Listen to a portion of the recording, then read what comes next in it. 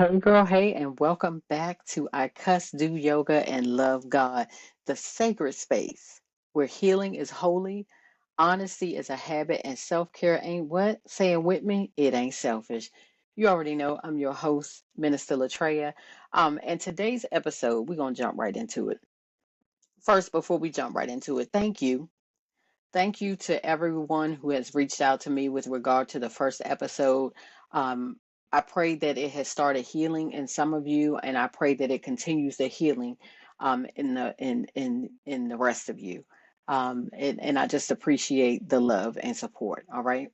So I just wanted to get that out of the way before we get into today's episode. So this episode today, it's for every black woman who has ever felt like she had to be the healer, that she had to be the fixer, or that she had to be the strong one, or what I would like to call the poorer. Pourer, the poorer. So today we are going to talk about pouring. Pouring is a flow rapidly in a steady stream, right? Flow rapidly in a steady stream. So today we're going to talk about those things that we allow to flow from our bodies rapidly in a steady stream, whether it be your energy, your love, your time. We're going to talk about those things. We're going to talk about where it came from, the dangers of it, and how do we reverse that wiring, right? So if you're interested in hearing more about that, just stay tuned, listen in, okay? So let's start with the first question, the conditioning of pouring. Where did we learn to pour in the first place? Well, first of all, it's learned behavior. It's learned behavior. Most of us weren't taught to fill our own cups. We weren't taught to fill. We were taught to pour. How crazy is that? We weren't taught to fill ourselves. We were taught to pour out, right? And we learned this from watching our mothers, our grandmothers, our aunties, the strong black women in our neighborhoods. We learned by watching them to serve everyone else first. See, they gave from their overflow, then they gave from their reserves, and then they gave from their bones. What's in bones, y'all? Marrow. It's nutritionist, but it's like inside the bone. You have to crack the bone. You got to fracture the bone. You got to break the bone to get to the marrow. Imagine that. They gave from their overflow, then from their reserves, and then from their bones. I was taught, you were taught, we were taught that being a good woman, a good daughter, a good partner, a good Christian meant being available. It meant being accessible. It meant being accommodating, even when we were depleted, but especially when we were depleted. Ain't that something? But let me ask you something real. And I don't want to step on no toes, but I need to ask this question. Who taught us that we were only valuable when we were giving something away? Who taught us that? Because let's be real, some of us can't even sit still without feeling guilty. We can't rest without thinking we should be doing something. We don't feel worthy unless we're being productive or useful or needed. And where did that come from? Maybe it started in childhood when you only got praised when you were helping, when the good girl in quotations meant being quiet, it meant obedience, it meant being helpful, when affection and approval were tied to our performance. I mean, or maybe it was the black church culture. Let's be honest here. The black church culture that glorifies service, that glorifies sacrifice, and that glorifies suffering, especially for its women. You were taught to shout and serve, but not speak up for yourself. You were told to put everybody else before you, and that act somehow made you holy. Or maybe it was in relationships. And I'm not just talking about romantic relationships, I'm talking about friendships, work relationships, business relationships, where you had to overfunction just to be chosen, where love came with conditions: keep the peace, carry the weight, don't need too much. So we learn to give our time, we learn to give our money, we learn to give our bodies, we love to give our energy as a form of currency for connection. We thought that if we gave enough, if we helped enough, if we fixed enough, we would finally be enough. But sis, that's the lie. That's the programming. Today, we're not just unlearning habits, we're unlearning who we thought we had to be in order to be loved. Let me free you today. Your worth ain't measured in what you do for other people. You are worthy without producing. You are valuable without proving. And you are enough without pouring. Look, God did not send you here to this earth to burn out for love. You were sent here to be loved fully, freely, and without condition. Are you ready for the danger? Here's the dangers of pouring out. Pouring from an empty cup becomes our normal. And then we get resentful. We're exhausted, y'all. We're bitter, overwhelmed, and nobody notices. And why? Well, it's because we trained them that we're fine as long as we're functioning. As long as we're doing something, we're fine. That's how we've trained people to look at us. As long as we are doing, we are okay. And here's what happens spiritually. We become disconnected from God because we're too busy playing God for somebody else. Let me say this again for the people in the back. You cannot be everybody's savior and expect to survive. Girl, you are not Jehovah Jireh. You are tired. Cut it out. And can we talk about the trauma? Because this pouring problem is not just a habit, it is a wound. It's a wound. And for many of us, overgiving is a trauma response dressed up as kindness.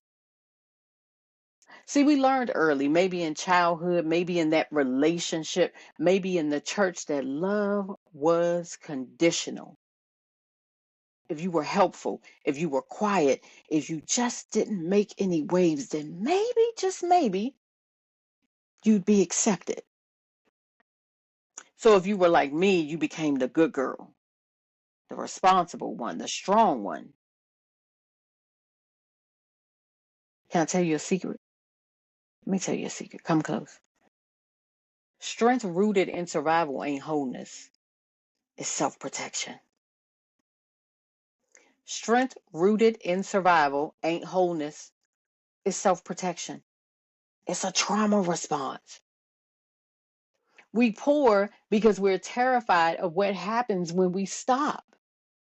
If I don't show up, will I still be wanted? If I don't say yes, will they still love me? If I don't fix it, will they still need me? So we overextend. We say yes when our soul is screaming, no, no, no, no, no. We silence our own needs because we were taught, either directly or by watching somebody else's pain, we were taught that our needs are too much. And deep down, for some of us, we equate being loved with being useful. Think about that. Let that sink in. We think we have to earn love by doing something. That's another lie. And that is the root. Somewhere along the way, somebody convinced us that love is a reward, not a right. But baby girl, real love does not keep score. It doesn't say, prove yourself, then I'll stay. It doesn't say that. Real love says you are enough even when you're empty.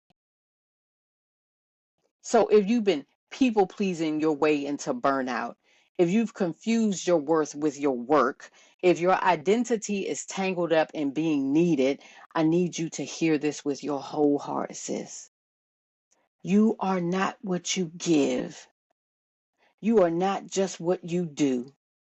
You are worthy even when you rest. You are worthy even when you unplug. You are worthy even when you say no. See, this ain't just about boundaries. This is about healing. And healing says, I can choose me now, not because I'm selfish, but because I am finally free. So, how do we rewire this thinking? How do we change our thought process? Well, first of all, we got to stop apologizing for choosing ourselves. Somehow we got the message that choosing ourselves was wrong. Somewhere we got the message that choosing ourselves was wrong. That if we said, I need a moment, that if we said, I can't do that right now, that if we said, I matter too, I matter too, that if we said those things, that we were somehow being selfish or difficult or ungrateful. Putting myself first makes me ungrateful. Choosing you is not betrayal. It's called balance. Choosing you is not betrayal. It's balance. You are not required to abandon yourself to prove your loyalty to others. Did you know that? Did you know that you don't have to shrink so others can shine? Did you know that you do not have to feel guilty for resting? You don't have to feel guilty for protecting your peace, and you do not have to feel guilty for not being available. So why do we apologize for needing rest? Why why do we explain away our silence, our boundaries, our no's? Why do we feel like we owe people an essay just to choose what's best for us? Look, when you've been conditioned to believe that self-sacrifice is love, self-respect begins to feel like rebellion. Self-respect is not rebellion, it's redemption. It is you reclaiming your time. What did Auntie Maxine say? I'm reclaiming my time. It's you reclaiming your time. It's you reclaiming your energy. It's you reclaiming your softness. It's you reclaiming your soul. So the next time you feel that guilt creeping in, I need you to remind yourself, I do not need to shrink to be seen.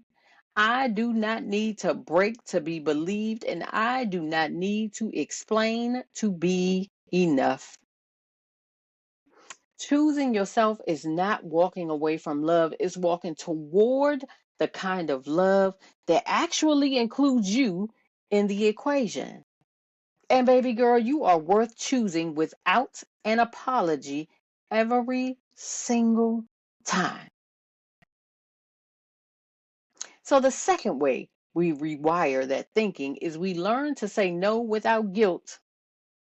No is a holy word. No is a full sentence. No is sometimes the most sacred boundary you will ever set. Third, we create sacred rhythms of rest, stillness, and refilling. Prayer, therapy, journaling, yoga, solo dates, turning off your phone, turning off your phone. There is nothing wrong with putting your phone on do not disturb at 10 between 10 p.m. and 7 a.m. and setting it so only people that need to reach you in an emergency, i.e. your family members, can get through. I do that every night. Why? I don't need to hear the ding dings and notifications on Instagram, social media, none of that.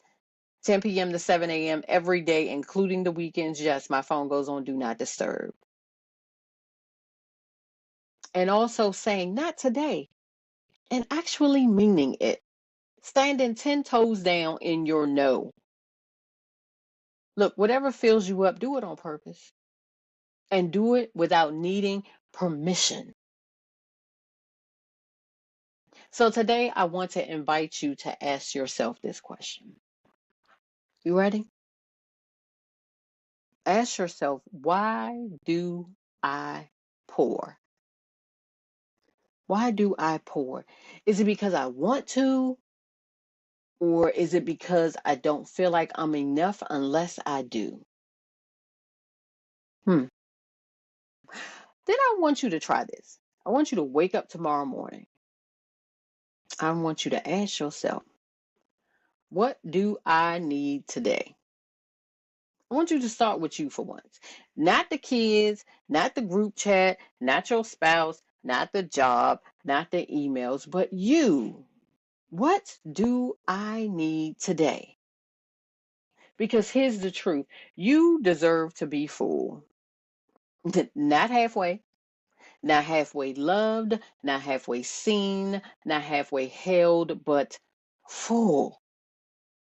You deserve to be full of peace that does not come with strings attached.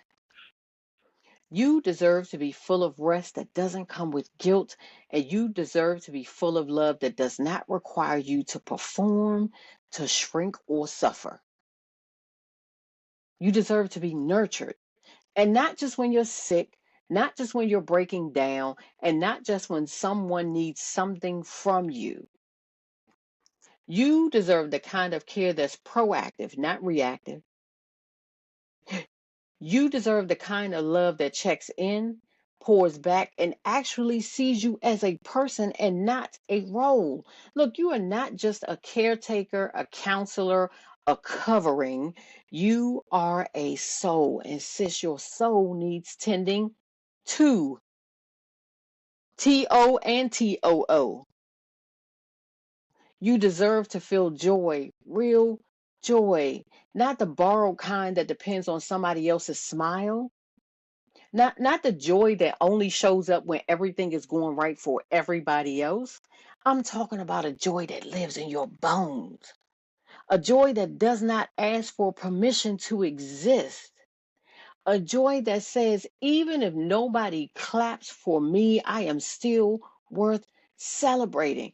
That type of joy. A joy that ain't tied to how useful you are, how strong you are, or how quiet you can be. You deserve joy that doesn't just visit.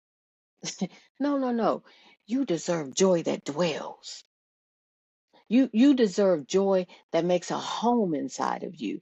You deserve joy that reminds you that you do not have to earn delight. You just have to receive it. And before I close out this podcast episode, I want to leave you with this affirmation. Get a pen, a piece of paper. I need you to write this down. You ready? I am not required to run dry to prove I am worthy. I will fill my cup first and fully. Let's say that one more time. I am not required to run dry to prove I am worthy. I will fill my cup first and fully. I want you to write that on a sticky note. I want you to tape it to your mirror, bedroom or bathroom. Doesn't even matter. I need you to put that as a wallpaper on your phone. I am not required to run dry to prove I am worthy. I will fill my cup first and fully. And sis, if no one has told you today, I want you to know that you matter. Even when you are not pouring, and especially when you are not pouring. Thank you for joining me on today's episode of I Cuss, Do Yoga, and Love God. Thank you all. Make sure you subscribe and share this episode with a sister who's always giving. You know who she is. She's probably you. She's probably your best friend, your sister, the one that's always giving. Send this to her so she can learn how to put down the picture. Okay? And when you post your favorite quote from this podcast, make sure you tag me in it. I would love to know what filled your cup today. Until next time, you all stay full, stay free, and stay being God's favorite because we all are. You all be blessed, and I'll talk to you later. Bye.